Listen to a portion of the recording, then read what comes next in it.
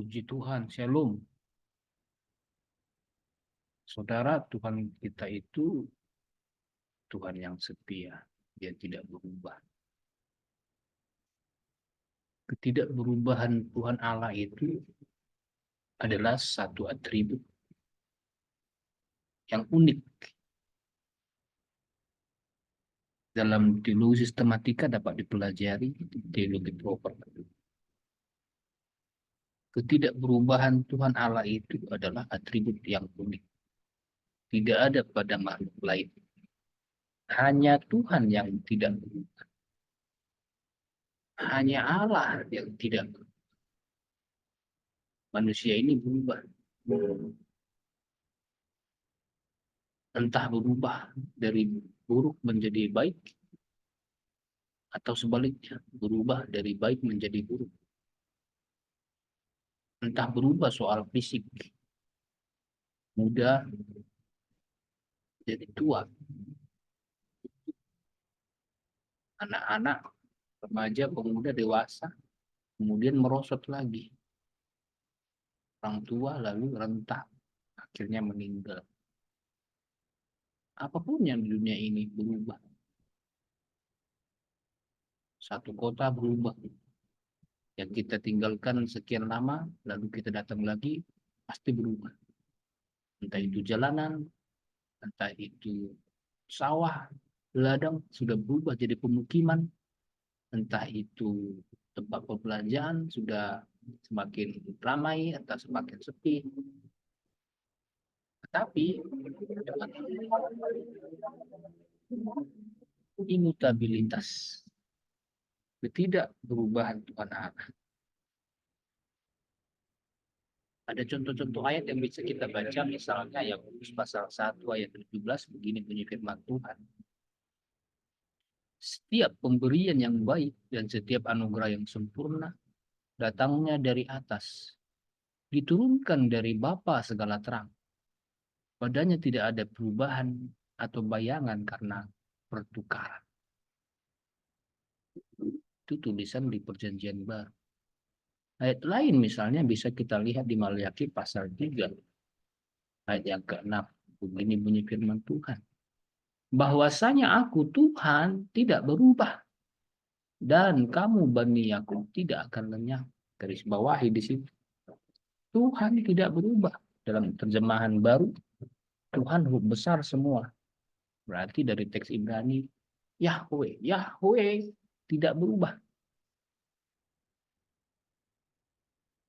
Maka salah satu doktrin Kristen yang harusnya kita pegang adalah soal ketidakberubahan Tuhan Allah ini. Pertama-tama, Allah tidak berubah dalam kesempurnaannya. Tuhan Yesus, Allah kita itu sempurna.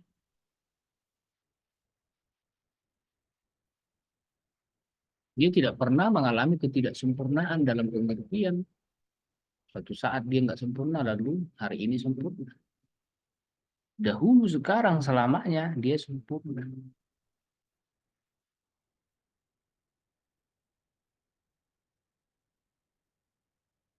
Tuhan Allah itu tidak berubah juga dalam hakikatnya yang adalah Allah.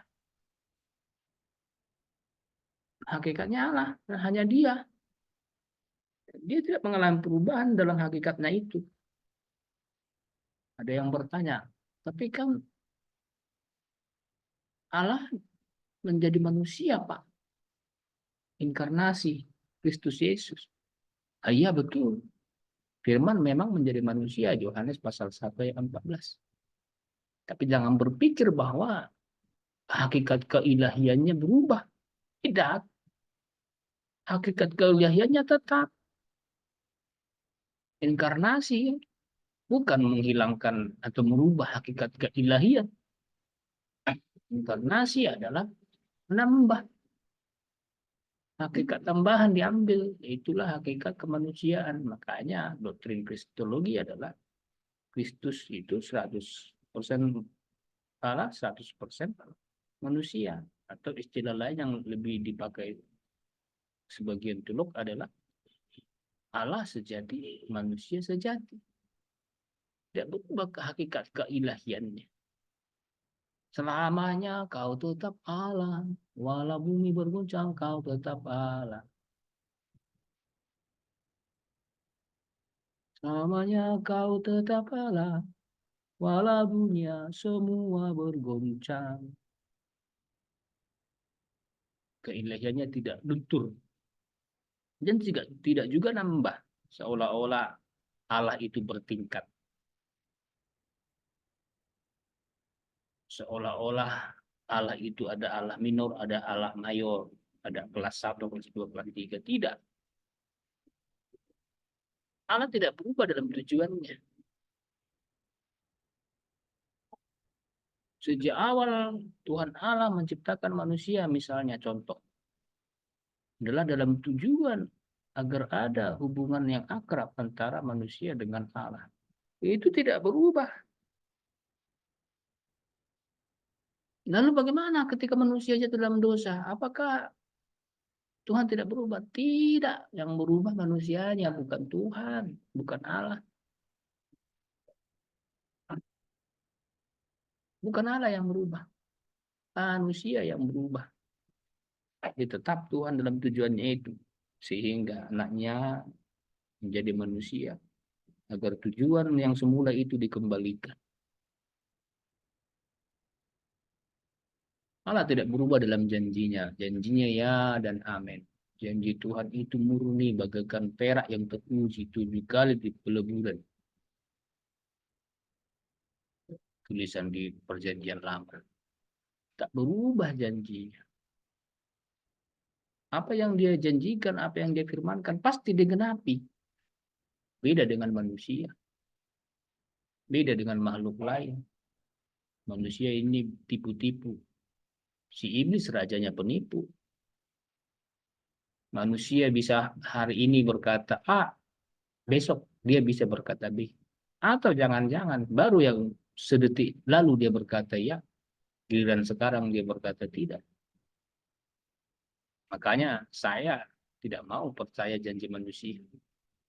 Ketika manusia berjanji, oke, dengarkan saja. Tapi jangan disimpan kuat-kuat, nanti kecewa. Beda dengan janji Tuhan. Kalau Tuhan berjanji, dia pasti menggenapinya.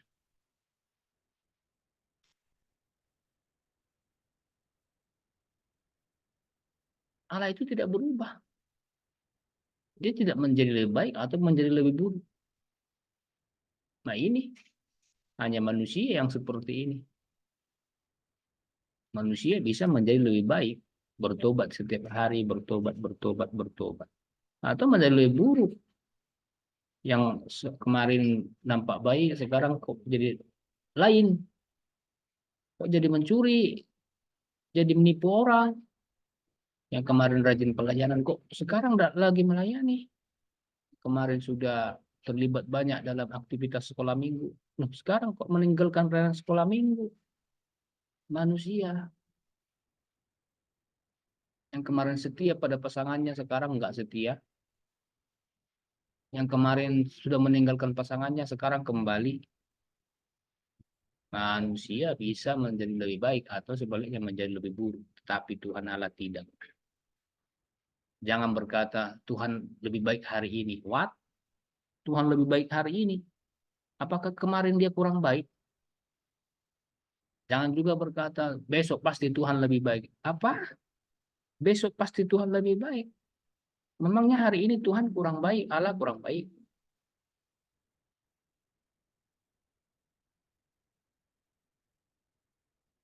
Tuhan Yesus tidak berubah, tidak berubah, tidak berubah.